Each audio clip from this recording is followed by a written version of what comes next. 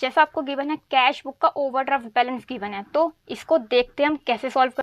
तो यहाँ पर एक न्यू पॉइंट आपके समझने के लिए आ गया है, चेक डिसऑनर हो गया, यानी महेश चंद से जो 15,000 रुपये का चेक मिला था और बिजनेस ने डिपॉजिट करवाया था, तो वो उसने क्या करा, अपनी cash book with bank column में प्लस कर दिया, बट वो एक्चुअल में डिसऑनर हो गया, यानी इसका पासबुक में इफेक्ट आया। तो इक्वल करने के लिए आप यहाँ पर करोगे माइनस 1.5 लाख का बिल रिसीवेबल से पैसा कलेक्ट हुआ, यानी पासबुक में तो पैसा बढ़ गया ना, बट कैश बुक में उसको शो। लास्ट पॉइंट में आपको गिवन है कि क्रेडिट बैलेंस को गलती से डेबिट बैलेंस की तरफ रिकॉर्ड। इस तरीके से गाइस हमने पूरा क्वेश्चन सॉल्व कर दिया। हेलो एवरीवन, दिस इज कोमल। सो हम कर रहे हैं क्लास 11th अकाउंटेंसी का चैप्टर बैंक रिकंसिलिएशन स्टेटमेंट, जिसे हम शॉर्ट में बीआरएस कहते हैं, राइट। आई होप आप सबको याद ही होगा।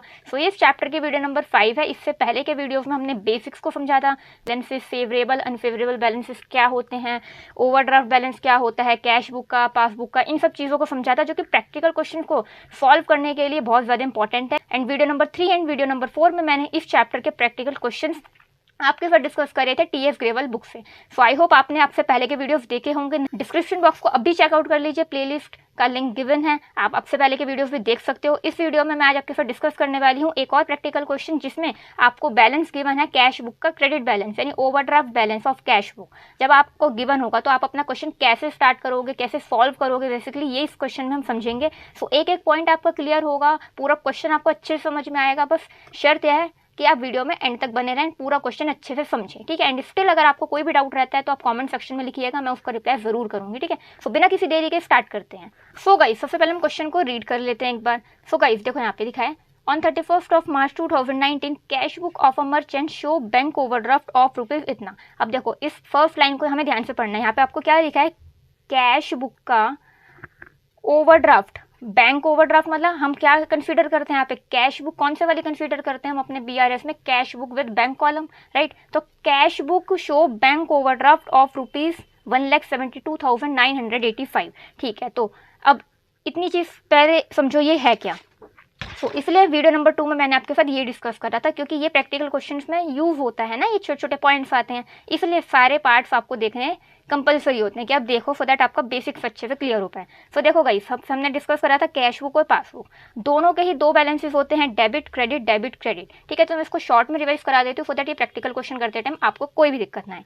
तो देखो गाइस, कैश बुक का डेबिट का मतलब होता है जब पैसा आ रहा है, यानी बैंक में जब पैसा आ रहा है। कैश बुक कौन सी वाली, बैंक कॉलम वाली हम यहाँ पे कंसीडर कर रहे हैं। तो जब भी बैंक में पैसा आ रहा है, किसी भी वजह से डिपॉजिट हो रहा है, इन हो रहा है, यानी बैंक बैलेंस बढ़ रहा है, तो हम अपने कैश बुक को डेबिट करते हैं। एंड किसी भी रीजंस के वजह से अगर बैंक से पैसा विड्रॉ होता है, कम होता है, डिडक्ट होता है, तो हम अपने cash book with bank column में क्या करते हैं, क्रेडिट करते हैं, उस ट्रांजैक्शन को क्रेडिट साइड पे रिकॉर्ड करते हैं। इन और आउट का मतलब समझ में आया। बट पासबुक में इसका जस्ट अपोजिट होता है। अपोजिट क्या होता है, जब भी बैंक में पैसा बढ़ता है, डिपॉजिट होता है, कोई कस्टमर डिपॉजिट कराता है या बिजनेस खुद डिपॉजिट कराता है, जिस भी वजह से बैंक बैलेंस बढ़ता है ना, तो पासबुक में उसको क्रेडिट साइड पे रिकॉर्ड करा जाता है। क्यों, अब पासबुक में ट्रांजैक्शंस कौन रिकॉर्ड करता है, जो बेसिकली रिकॉर्डिंग है ट्रांजैक्शंस की, वो कौन करता है, बैंक की साइड से होती है ना। उसमें बिजनेस अपने खुद से तो रिकॉर्डिंग नहीं कर सकता, पासबुक तो बैंक की साइड से रिकॉर्डिंग होती है पासबुक में। तो पासबुक के लिए वो क्रेडिट साइड पे रिकॉर्ड की जाती है। क्यों, क्योंकि बैंक के लिए अगर आपके बैंक अकाउंट में पैसा आया है, तो बैंक वालों की एक लाइबिलिटी होती है ना, कि भाई अकाउंट होल्डर को इतना पैसा रिटर्न करना है, उसके अकाउंट में इतना पैसा है जो कि उसको लौटाना है, तो उनके लिए एक लाइबिलिटी होती है। लाइबिलिटी का नेचर होता है क्रेडिट। तो इस वजह से जब भी अकाउंट में पैसा बढ़ता है, डिपॉजिट होता है, इन होता है ना, बिकॉज ऑफ एनी रीजन, तो पासबुक में वो क्रेडिट साइड पर रिकॉर्ड करा जाता है। And because of any reason, जब भी पासबुक बैंक अकाउंट से पैसा कम होता है, सपोज आपने पैसा निकाल लिया, पैसा ओवरड्राफ्ट वगैरह पे इंटरेस्ट कट गया, जिस भी वजह से पैसा निकलता है, कम होता है, डिडक्ट होता है, आउट होता है, कम होता है, तो वो पासबुक में डेबिट साइड पे रिकॉर्ड होता है। बिकॉज बैंक की एक लाइबिलिटी कम हो गई ना, कि भाई कम पैसा है, जब पैसा निकलेगा तो अकाउंट में कम पैसा बचा, यानी अब इतने पैसे कम देने हैं, यानी लाइबिलिटी कम हो गई, तो उसको पासबुक में डेबिट साइड पे रिकॉर्ड करा जाता है। तो आउट वाले बैलेंसेस होते हैं अनफेवरेबल एंड इन वाले बैलेंसेस होते हैं फेवरेबल, यानी जिन भी वजह से अकाउंट में पैसा बढ़ रहा है, तो वो कैश बुक में डेबिट साइड पे रिकॉर्ड होता है, बट पासबुक में क्रेडिट साइड पे रिकॉर्ड होता है ना, साइड्स का फर्क है।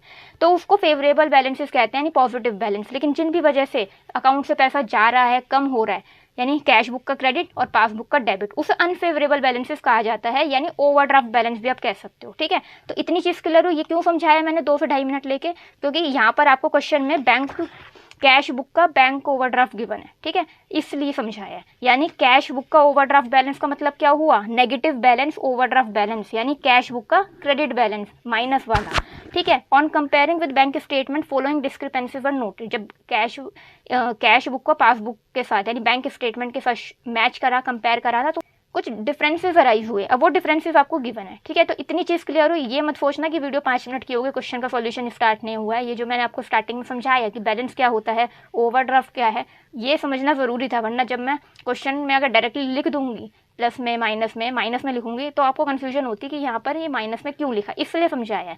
कैश बुक का ओवरड्राफ्ट बैलेंस यानी क्रेडिट बैलेंस गिवन है, अनफेवरेबल बैलेंस गिवन है। इतनी चीज़ क्लियर है। अभी देखो, ये मैंने फॉर्मेट रेडी कर लिया है। ऊपर क्या लिखा है मैंने, bank reconciliation statement and as on 31 March 2019, ये डेट आपको क्वेश्चन में गिवन है, ठीक है। देखो मैंने फॉर्मेट में बनाया पर्टिकुलर डिटेल्स अमाउंट। अब चाहो तो ऐड और लेस वाला फॉर्मेट भी बना सकते हो, जिसमें ऐड और लेस के 2 कॉलम्स बनाते हो। चाहे तो ऐड और लेस हम यहाँ पे लिख सकते हो, मैं यहाँ पे लिखती हूँ, ठीक है। तो कोई सा भी फॉर्मेट आप चूज़ कर सकते हो। तो सबसे पहले हम अपना यहाँ पर जो बैलेंस गिवन है कैश बुक का, वो यहाँ पर लिख देंगे। सो जैसा कि आप देख सकते हो, मैंने अपना यहाँ पे स्टार्टिंग बैलेंस, जिस बैलेंस में अपने क्वेश्चन की स्टार्टिंग कर रहे हैं, वो मैंने लिखा है overdraft balance as per cash book 1,72,985, जितना आपको यहाँ पर गिवन था।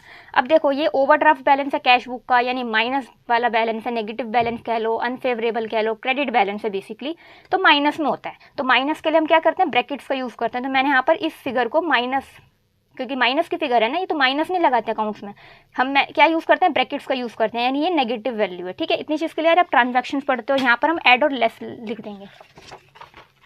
सो देखो गाइस, फर्स्ट एंट्री देखो, cheque issue for ₹60,000 were not presented in bank till 7 April 2019, यानी 60,000 रुपये के चेक इशू करे। तब इशू का मतलब मैंने आपको बताया हुआ है, यानी दिए, यानी एक तरीके से हिंदी में बोलूँ तो चेक फाड़ के दे दिए, यानी अपनी कैश बुक में से ये बैलेंस कम करा गया होगा, पर वो अभी तक बैंक में पेमेंट के लिए आए ही नहीं है। किस डेट तक, 7 अप्रैल तक। और हम अपना BRF कौन सी डेट का बना रहे हैं, 31 मार्च का, यानी उसके 1 हफ्ते बाद तक भी बैंक में वो चेक्स प्रेजेंट नहीं हुए हैं। यानी 31 मार्च के हिसाब से देखेंगे तो 31 मार्च तक जो हमने चेक फाड़ के दिए थे 60,000 रुपये के, वो पेमेंट के लिए बैंक में आए ही नहीं है, यानी बैंक अकाउंट से पैसा डिडक्ट नहीं हुआ होगा। तो चलो इस चीज़ को हम समझते। सो गाइस, मैंने आपके साथ इस तरीके से आपको समझाया था लास्ट 2 वीडियोस में भी, तो वही चीज़ मैंने यहाँ पर बनाई है। आप क्या करोगे, कैश बुक और पासबुक लिखोगे। अब आप अपने क्वेश्चन को जिस भी बैलेंस से स्टार्ट कर रहे हो, कौन से बैलेंस से स्टार्ट कर रहे हो, कैश बुक के बैलेंस से स्टार्ट कर रहे हो, राइट। तो जिस भी बुक के बैलेंस से आप अपना क्वेश्चन स्टार्ट करते हो ना, उसके ऊपर आप स्टार मार्क कर लेते हो, यानी एक स्टार बना लो पहचान के लिए। ये सिर्फ इसका मतलब क्या है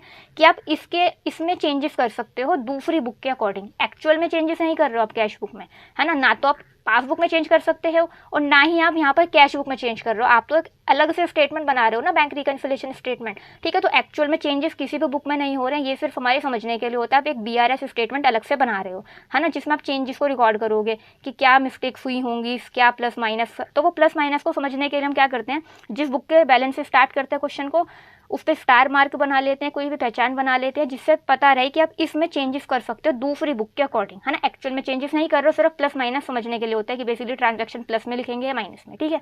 तो देखो फर्स्ट ट्रांजैक्शन देखो, यहाँ पर से ऐसे समझेंगे, आपको अच्छे से समझ में आएगा, एंड तक बने रहना। टाइम देखोगे कि टाइम वीडियो लंबी है, ये है वो है, तो नहीं समझ में आ पाएगा। तो देखो फर्स्ट एंट्री है आपकी, चेक इशू करे 60,000 रुपये का। आप खुद सोचो, जब ओनर ने, बिजनेस ने चेक फाड़ के दिए होंगे 60,000 रुपये के, तो उसने अपनी cash book with bank column में क्या लिखा होगा कि भाई अगर मैं चेक दे रहा हूँ 60,000 रुपये के, तो ये बैंक में जाएंगे, पेमेंट के लिए प्रेजेंट होंगे, बैंक अकाउंट से पैसा कट जाएगा। तो उन्होंने जब चेक दिए होंगे तो क्या उन्होंने अपनी कैश बुक बैंक कॉलम वाली उसमें से 60,000 रुपये कम करे होंगे, माइनस करे होंगे, यानी क्रेडिट साइड पे रिकॉर्ड करा होगा कि भाई चेक दिए हैं, अकाउंट से पैसा कम हो जाएगा, तो उन्होंने कर दिए होंगे माइनस, राइट। बट 7 अप्रैल तक, यानी अगर हम BRS स्टेटमेंट जिस डेट को बना रहे हैं उसके हिसाब से देखें 31 मार्च तक भी वो चेक पेमेंट के लिए प्रेजेंट नहीं हुए, तो क्या बैंक अकाउंट से पैसा कटा, नहीं कटा। जब बैंक अकाउंट से पैसा नहीं कटा, डिडक्ट ही नहीं हुआ, तो पासबुक में क्या ये 60,000 रुपीज़ माइनस होंगे, नहीं। इस ट्रांजैक्शन का बैंक अकाउंट में कोई भी इफेक्ट नहीं आएगा, इस ट्रांजैक्शन का ना, ये जो 60,000 वाली एंट्री है, ट्रांजैक्शन है, इसका बैंक अकाउंट में, पासबुक में कोई इफेक्ट नहीं आया, तो यानी वहाँ पर बैलेंस जीरो है इस वाली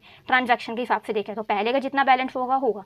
तो देखो इसके जैसा करना है, इस बैलेंस से स्टार्ट कर रहे हैं तो इस बुक के जैसा, यानी पासबुक के जैसे चलना है और इसमें चेंजेस करने हैं। तो पासबुक में बैलेंस जीरो है, तो यहाँ पर जीरो करने के लिए क्या करोगे, -60 है तो यहाँ पर आपको +60,000 करना पड़ेगा, क्योंकि -60 में जब 60,000 प्लस करोगे तो ऑटोमेटिकली बैलेंस क्या हो जाएगा, जीरो हो जाएगा, राइट। तो आप क्या करोगे, प्लस करोगे 60,000।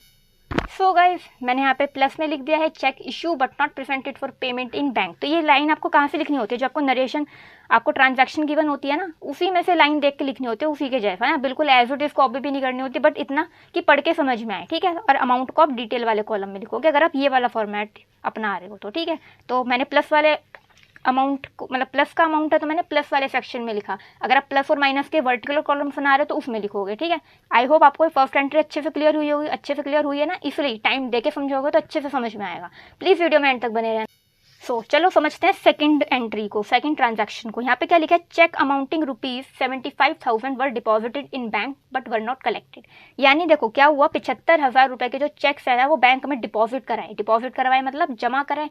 अब क्या होगा, जब जमा कराओगे 75,000 रुपये के चेक आप, मतलब बिजनेस, तो उसने अपनी cash book with bank column में क्या करा होगा, प्लस कर दिया होंगे कि भाई मैं 75,000 रुपये के चेक जमा करा रहा हूँ तो मेरा बैंक बैलेंस बढ़ जाएगा, राइट। तो देखो इस चीज़ को यहाँ लिखो, सेकेंड ट्रांजैक्शन।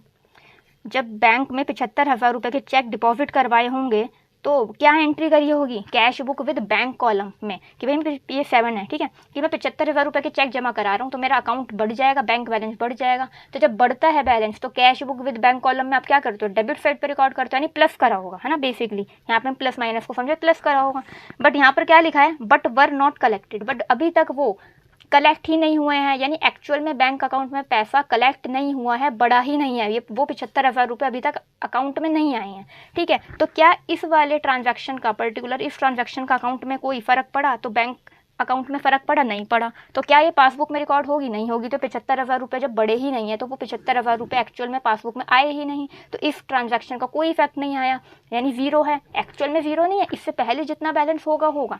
इस ट्रांजैक्शन की बात करें, इस ट्रांजैक्शन का तो कोई इफेक्ट नहीं पड़ा, पासबुक में जीरो बैलेंस है।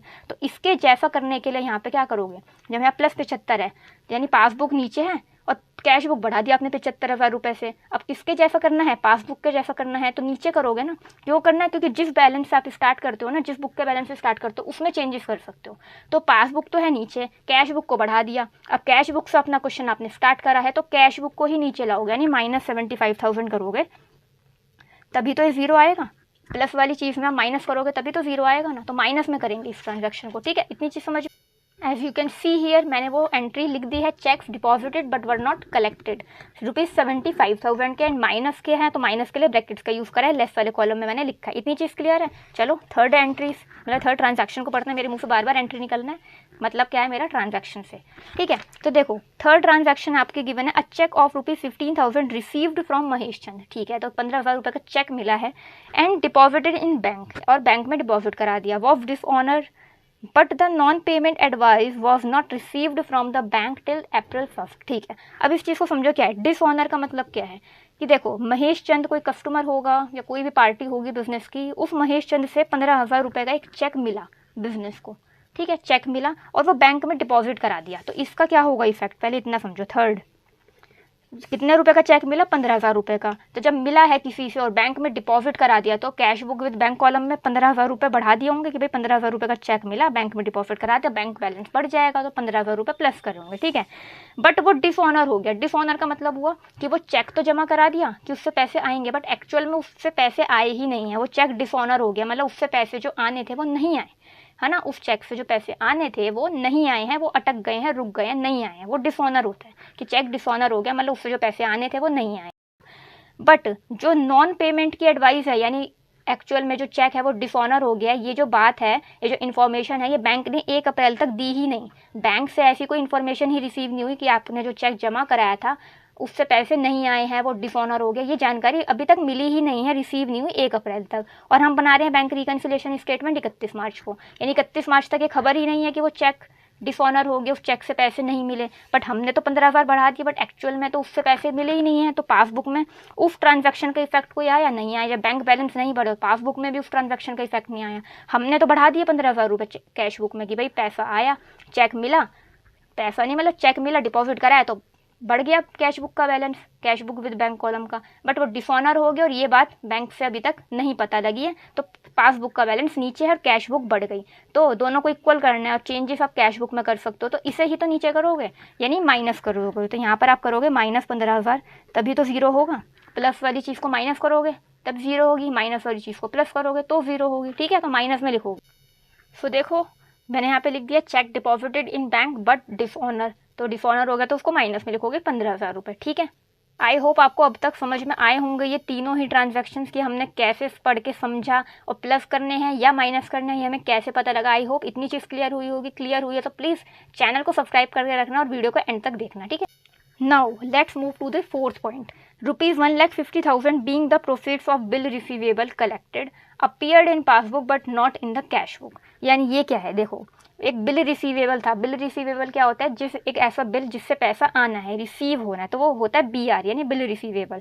तो एक बिल रिसीवेबल से 1.5 लाख रुपए आए हैं, कलेक्ट हुए हैं और वो पासबुक में अपीयर हो रहे हैं। यानी एक बिल रिसीवेबल था, उससे बिजनेस को पैसे मिलने थे, तो उस बिल रिसीवेबल से पैसे कलेक्ट कर लिए गए हैं 1.5 लाख रुपए, जो कि पासबुक में शो हो रहे हैं, यानी बैंक ने कलेक्ट करे होंगे, but not in the cash book. यानी इससे क्या इफेक्ट होगा, फोर्थ एंट्री कि एक BR से पैसे कलेक्ट हुए ₹1.5 लाख यानी 1,50,000, जो कि पासबुक में अपीयर हो रहा है, अपीयर्ड इन पासबुक, यानी पासबुक में, यानी बैंक में जब BR से पैसा मिला तो बैंक बैलेंस बढ़ गया, बैंक बैलेंस बढ़ गया तो पासबुक में शो होंगे, तो शो हो रहे हैं 1,50,000 प्लस में, बट वो कैश बुक में शो नहीं हो रहे। सपोज कैश बुक में वो रिकॉर्ड ही नहीं कर रहे हैं, उसकी जानकारी नहीं थी, पता नहीं था, उसने रिकॉर्ड नहीं करे, तो वो कैश बुक में शो नहीं हो रहे हैं। अब इसके जैसा बैलेंस यहाँ करना है तो क्या करोगे, प्लस करोगे 1,50,000, तभी तो यहाँ पर जब आप प्लस करोगे 1,50,000 तो दोनों इक्वल हो जाएंगे, तो आपको प्लस करना पड़ेगा, क्योंकि एक्चुअल में वो रिसीविंग हुई है बैंक में, तो पासबुक में शो हो रही है, बट कैश बुक में वो रिकॉर्ड करना भूल गए होंगे, वो रिकॉर्ड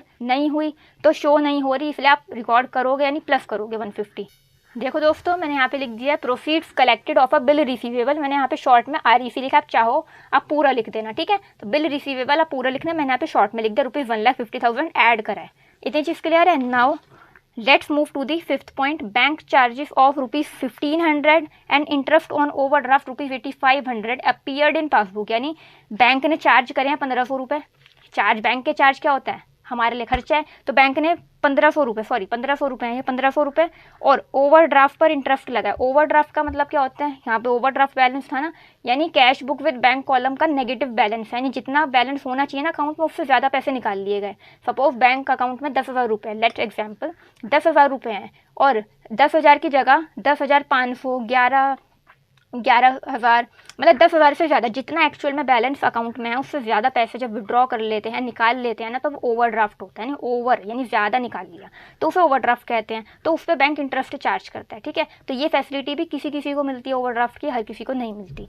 तो इंटरेस्ट चार्ज करा जाता है कि भाई ज़्यादा पैसे निकाले तो उसका भुगतान करो, उस पर ब्याज दो, तो उतना रुपये और इतना रुपये ओवरड्राफ्ट पर इतने, और बैंक जो अपने चार्जेस काटते हैं अपनी सर्विसेज के लिए वो 1,500 रुपये, वो अपीयर हो रहा है पासबुक में। यानी क्योंकि जब बैंक अकाउंट से पैसा कटेगा तो पासबुक में तो वो शो हो गई, बट कैश बुक में शो नहीं हो रहा क्योंकि आपने रिकॉर्ड ही नहीं करा, बिजनेस ने रिकॉर्ड ही नहीं करा। अब देखो उसको कैसे करोगे, तो जब फिफ्थ एंट्री में 1,500 रुपये बैंक चार्जेस और 8,500 इंटरेस्ट ऑन ओवरड्राफ्ट, यानी ओवरड्राफ्ट जितना पैसा एक्स्ट्रा निकालो उस पर ब्याज लग रहा है, वो लग रहा है, ये चार्जेस है, बैंक काट रहा है यानी माइनस कर रहा है, पर ये कैश बुक में शो नहीं हो रहे हैं। कैश बुक में इस ट्रांजैक्शन का इफेक्ट 0 है। अब कैश बुक में चेंजेस कर सकते हो पासबुक के अकॉर्डिंग, पासबुक को देखते हुए, जैसा यहाँ हुआ है वैसे ही आप यहाँ करोगे। तो जब यहाँ दोनों फिगर माइनस में है तो यहाँ पर भी माइनस में करोगे, यानी यहाँ पर भी -1,500 और -8,500 आपको करना होगा, जिससे दोनों इक्वल हो जाए। तो ये दोनों चीज़ें आप माइनस में लिखोगे।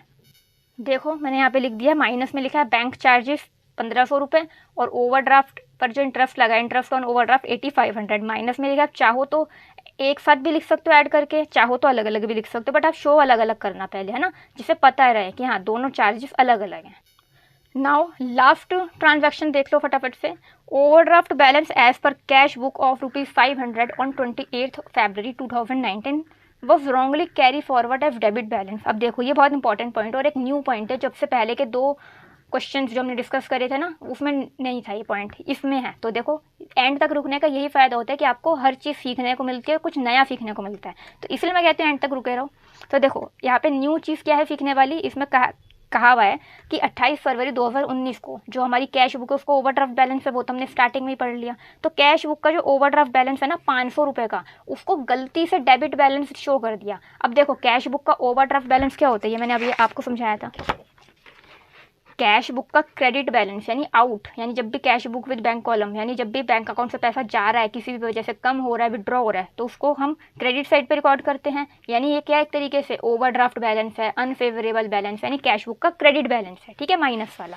तो इन्होंने क्या कहा है कि कैश बुक का जो ओवरड्राफ्ट बैलेंस था ना, यानी क्रेडिट बैलेंस, एक्चुअल में क्या कहते हैं क्रेडिट बैलेंस, उसको गलती से रॉन्गली कैरीड फॉरवर्ड, गलती से उसको हमने डेबिट बैलेंस शो कर दिया है, ठीक है। ओवरड्राफ्ट बैलेंस था, उसको गलती से क्या दिखा दिया, डेबिट बैलेंस दिखा दिया। अब क्रेडिट वाली चीज़ को आप गलती से डेबिट दिखाओगे तो क्या बैलेंसेस में फ़र्क नहीं आएगा, अमाउंट में, कैलकुलेशन में फ़र्क नहीं आएगा, आएगा।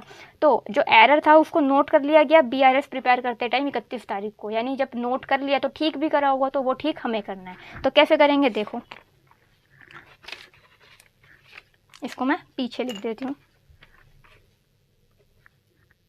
अब देखो 5th पॉइंट को हम यहाँ डिस्कस कर रहे हैं क्योंकि पीछे पेज फिल हो गया हमारा पूरा, ठीक है। अब देखो मैं इसको समझाती हूँ आपको एक एग्जांपल के साथ। लेट से यहाँ पर 0 बैलेंस है, ठीक है। अब आपको क्या करना था, क्रेडिट करना था, क्रेडिट बैलेंस करना था, यानी माइनस करना था। तो जो आपको माइनस करने थे 500 रुपये, -500, वो गलती से आपने 500 रुपये प्लस कर दिए, ठीक है। इसको समझाते मैं 2 तरीके से समझाऊंगी जिससे आपको अच्छे समझ में आ पाए। प्लस में दिखा दिया पर एक्चुअल में माइनस का था, तो माइनस का दिखाना पड़ेगा ना ठीक करते टाइम। तो देखो जो आपने गलती से +500 दिखाया है, ये एग्जाम्पल है, तो पहले इस +500 से 0 तक आओगे तो 500 रुपये का डिफरेंस तो ये है, और इस 0 से आपको -500 तक जाना है, तो ये वाला 500 रुपये।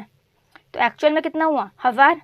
तो आपको 1000 माइनस करने पड़ेंगे एक्चुअल में। अब आप सोचो कि यहाँ पे तो 500 था, 500 यहाँ पर 1000 कैसे हो गया। तो वो ही चीज़ मैं आपको बता रही हूँ कि अगर लेट से बैलेंस था 0, आपको 0 में माइनस करना था, ओवरड्राफ्ट बैलेंस था 500 रुपये का, यानी -500 करना था, बट आपने गलती से कर दिया +500। तो जो आपने गलती करी 500 रुपये प्लस करने की, पहले तो आप उसे सुधारोगे, यानी माइनस जो आपने प्लस कर दिया 500 रुपये उसे सुधारोगे, बैक जाओगे। तो जो 500 रुपये प्लस कर दिया वो नहीं करने थे, तो ये वाले 500, ठीक है। तो उससे तो आप आओगे स्टार्टिंग वाली पोजीशन पे, यानी इस एंट्री का जब कोई इफेक्ट नहीं हुआ था, ठीक है। अब आपको करना था माइनस, तो आप एक्चुअल में माइनस भी तो करोगे ना, तो माइनस करोगे तो एक साइड और जाओगे बैक, तो ये वाले 500, तो 500 1000, आप एक्चुअल में माइनस करोगे 1000 रुपये। इतनी चीज़ क्लियर हुई। अब एक एग्जांपल मैं आपको और दे देती हूँ, समझो बात, समझो कि आपके अकाउंट में 10,000 रुपये थे, आपके अकाउंट में 10,000 रुपये थे इस ट्रांजैक्शन से पहले। अब आपको करने थे 500 रुपये माइनस। अब आप अगर सोचो 500 रुपये माइनस करते तो कितने होते, 9,500 होते, इतने होते। 500 रुपये अगर माइनस कर देते तो 9,500 होते, सही एक्चुअल। आपने क्या करा, इस 10,000 में गलती से 500 रुपये कर दिए प्लस, क्योंकि डेबिट बैलेंस है, डेबिट बैलेंस मतलब प्लस कर दिया 10,000 रुपये, तो ये कितना हो गया 10,500, बट होना कितना था 9,500। तो 10,500 से 9,500 तक जाने के लिए आप 1000 रुपये ही तो माइनस करोगे। इतनी चीज़ समझ में आई। अगर बैलेंस एक्चुअल में 10 का था और आपको ओवरड्राफ्ट करना था 500 रुपये का, यानी माइनस करने थे, तो एक्चुअल बैलेंस होता इतना, अगर आप एक बार में सही करते एंट्री। आपने क्या करा, गलती से डेबिट बैलेंस शो कर दिया, कैश बुक का डेबिट यानी प्लस कर दिया 500 रुपये, तो वो बढ़ा दिया। तो जो बढ़ाया है पहले 10,000 में जो 500 रुपये बढ़ाया पहले वो कम करोगे, वो 500, तो जब बैलेंस आएगा 10,000 का, देन उस 10,000 में से 500 रुपये माइनस भी तो करोगे, तो वो 500 एक्चुअल में कितने हुए 1000। आपको एक्चुअल में 1000 रुपये माइनस करने पड़ेंगे। इतनी चीज़ क्लियर हुई। माइनस करते तो 9,500 आता, आपने गलती से बढ़ा दिए तो वो इतने आ रहे हैं। तो इस बैलेंस से इस बैलेंस तक पहुंचना है, जब 10,500 से 9,500 तक जाओगे तो कितना माइनस करना पड़ेगा। अगर मैं आपसे कहूँ 10,500 से 9,500 तक आपको जाना है, तो कितने रुपये माइनस करोगे, 1000 रुपये ही तो करोगे। इतनी चीज़ समझ में। मैंने आपको 2 एग्जाम्पल से समझाया कि जो रॉन्गली डेबिट वाले होते हैं वो इस तरीके से करने होते हैं। मैंने आपको इस एग्जाम्पल से भी समझाया, इस एग्जाम्पल से समझाया, बिल्कुल रिलेट करके, है ना। कोई मैंने आपको रूल नहीं बताया कि डबल करना है, ट्रिपल करना है, ये वो कुछ नहीं। एक फिगर ले लिया करो एजम्पशन में, जैसे मैंने ये दी कि भाई माइनस करना था, ओवरड्राफ्ट था, माइनस करना था इतना आता, गलती से प्लस कर दिया इतना आ रहा है, तो दोनों का डिफरेंस कितना है उतना, ठीक है, -1000 करेंगे। सो देखो मैंने यहाँ पे लिख दिया है overdraft balance wrongly carry forward F debit balance ₹1000, तो मैंने माइनस करा है, माइनस में लिखा है।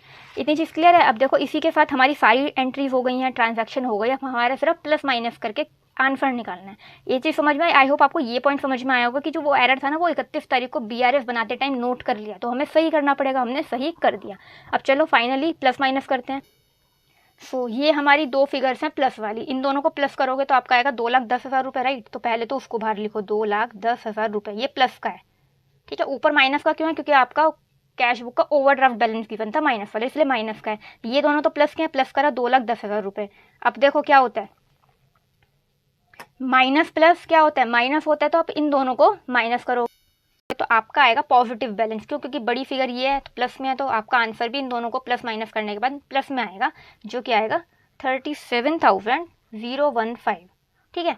37,015, मतलब मेरे बोलने में ऐसा, मैंने 37,015, ठीक है। क्यों, आपने क्या करा, प्लस, ये माइनस का है, ये प्लस का है, तो प्लस माइनस क्या होता है, माइनस, तो माइनस करा, इतना आया। अब ये पॉजिटिव वैल्यू, क्योंकि बड़ी फिगर जो है ये है जो कि पॉजिटिव है, तो ये प्लस का है, ठीक है। अब आप इन माइनस वालों को प्लस करोगे, इन माइनस वालों को जब आप ऐड करोगे तो आपका आएगा 1,01,000 रुपये,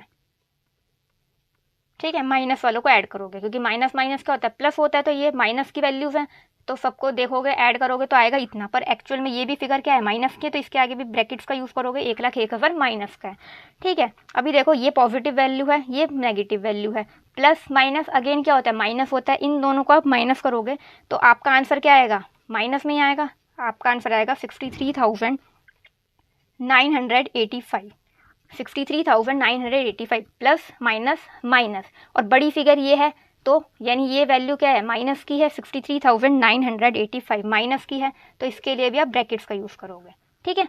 अब देखो ध्यान से, ये कौन सा बैलेंस है, ये क्वेश्चन है मेरा।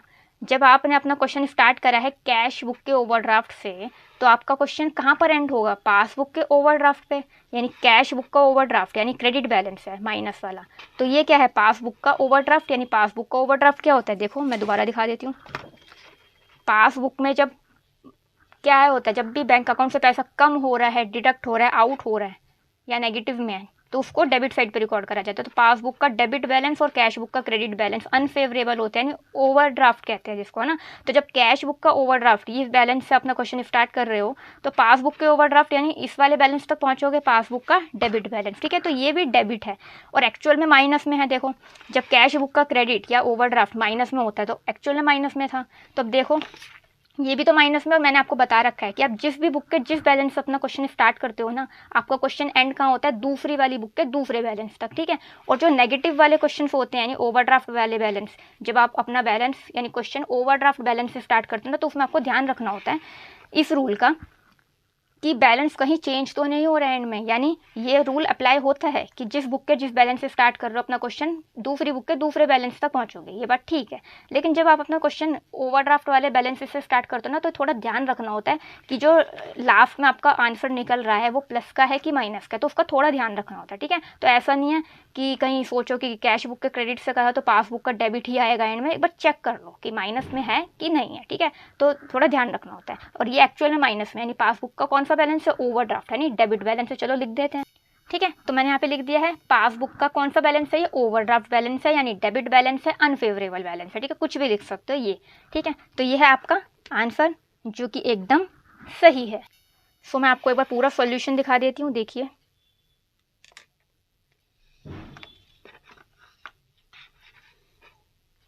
ठीक है, आई होप आपको पूरा क्वेश्चन अच्छे से क्लियर हुआ होगा, सारी ट्रांजैक्शन समझ में आई होंगी, ठीक है। ओवरड्राफ्ट वाला जो क्वेश्चन होता है वो काफ़ी कंफ्यूजिंग होता है स्टूडेंट्स के लिए कि कैसे सॉल्व होगा, बट हमने उसी तरीके से सॉल्व करा जैसे पहले के 2 क्वेश्चन करे थे ना, अपना इसी फॉर्मेट से हमने सॉल्व करा जैसे ये था, ठीक है। और इसमें न्यू पॉइंट क्या था समझने वाला, लास्ट वाला पॉइंट न्यू था, है ना, कि क्रेडिट बैलेंस था बट उसको गलती से डेबिट लिख दिया। अब अगर डेबिट बैलेंस को गलती से क्रेडिट लिख देंगे तो वो आप देखोगे कैसे सॉल्व होगा ना। तो इसी तरीके से सोचना है, और इसको मैंने आपको बहुत अच्छा तरीका बताया। कोई भी फिगर एज्यूम कर लो, उसके अकॉर्डिंग देखोगे प्लस करना था, माइनस करना था, क्या करना था, कितना आता बैलेंस, और आपने गलती से कौन से तरफ लिखा है, प्लस साइड लिखा है, माइनस साइड लिखा है, क्या इफेक्ट आया, कितना डिफरेंस आएगा ना। तो इस तरीके से सोचो, रफ में करा करो चीज़ें।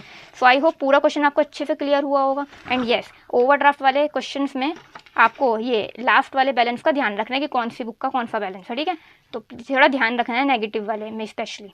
सो गाइज, अगर आपको पूरा क्वेश्चन अच्छे से क्लियर हुआ हो ना, आपको हर एक एंट्री क्लियर हुई हो, क्वेश्चन क्लियर हुआ हो, आपकी कोई भी डाउट या प्रॉब्लम जो आपको पहले थी, ये वीडियो देखने से पहले थी, वो सॉल्व हुई हो, कुछ भी बेनिफिट हुआ उस वीडियो से, तो प्लीज़ चैनल को सब्सक्राइब कर देना सो दैट आगे के नोटिफिकेशन भी मिलते रहें आपको, कोई भी वीडियो आप मिस ना करो। एंड येस, वीडियो को प्लीज़ लाइक करना, अपने ज़्यादा से ज़्यादा दोस्तों के साथ शेयर करना, सो दैट वो आपको कुछ पुण्य दें, है ना, आपका कुछ भला हो। एंड कमेंट्स में बताना कि आपको वीडियो कैसी लगी, कौन सा पार्ट आपको सबसे ज़्यादा इन्फॉर्मेटिव लगा जो आपको पहले नहीं पता था। ठीक है, थैंक यू।